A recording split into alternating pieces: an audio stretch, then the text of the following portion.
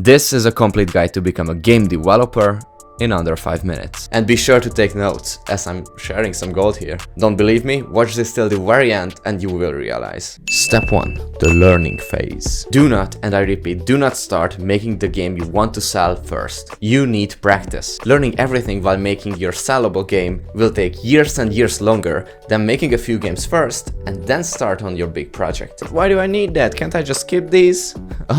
Oh no. You will make mistakes upon mistakes while making your games. And that's why you need to fail in smaller projects, as correcting these will take a lot less time than when you have to redo an entire huge project. And be sure to finish these projects. Even if you won't sell them, you need to have them complete. That will teach you so much about the process of making games that's just invaluable. If you just skip the last few parts because you want to start your new game, that can have insanely huge negative effects later. So you have the practice and you're ready for your big project. Make a demo and polish the living shit out of it. Everything, it needs to be perfect and as high of a quality as you can possibly make it.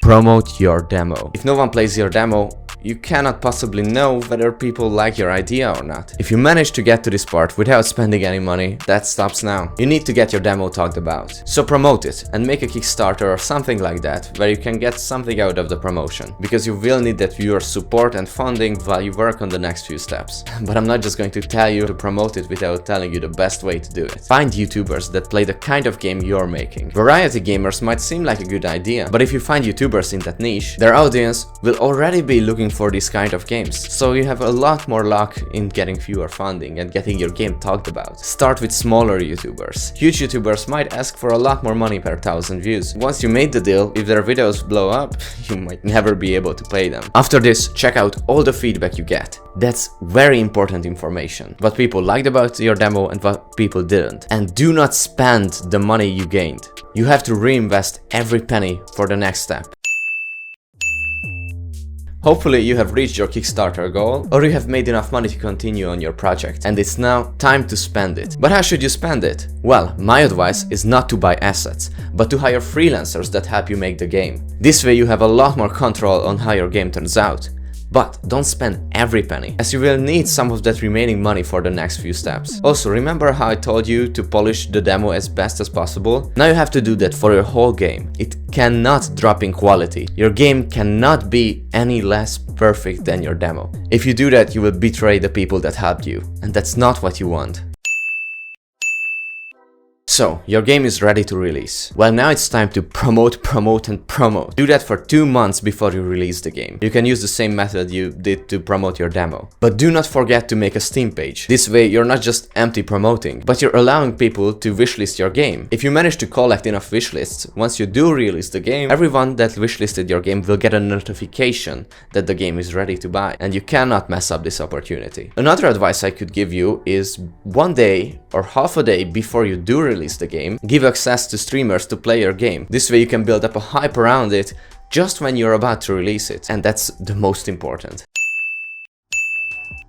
And now let's talk about step 6, and it might be the most important. Reinvest 50% of what you earned to your next project. Also invest 25% on basic investments like shares and other stuff, and only spend the remaining money on yourself. Be sure to resist the urge to buy shit you don't need. Now if the money you gained is enough to make a living, it's probably time to quit your job. Oh yeah, I didn't mention, you probably need a full-time job while you're doing all of this. And put every bit of time in your next project. Make it a lot better, at least 10 times better than this game. Bonus round!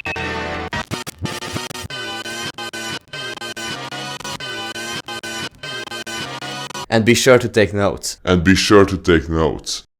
If you didn't take notes how I said you should, then don't do it. You clearly don't have the passion it's needed to go through all of this. I might sound harsh, but remember that game development is insanely harsh. Don't believe me? Watch the video I just made about the 5 reasons why you shouldn't be a game developer. If you clicked on this video, you probably want to become a game developer. Or at least you're interested in it. And I have been self-teaching myself game development for the past 4 years. And here are 5 reasons I learned why you probably shouldn't be a game developer. And if this is your dream, you should never give up. I'm simply telling you 5 things you must be aware of before you start your journey. Becoming a solo dev is next to impossible.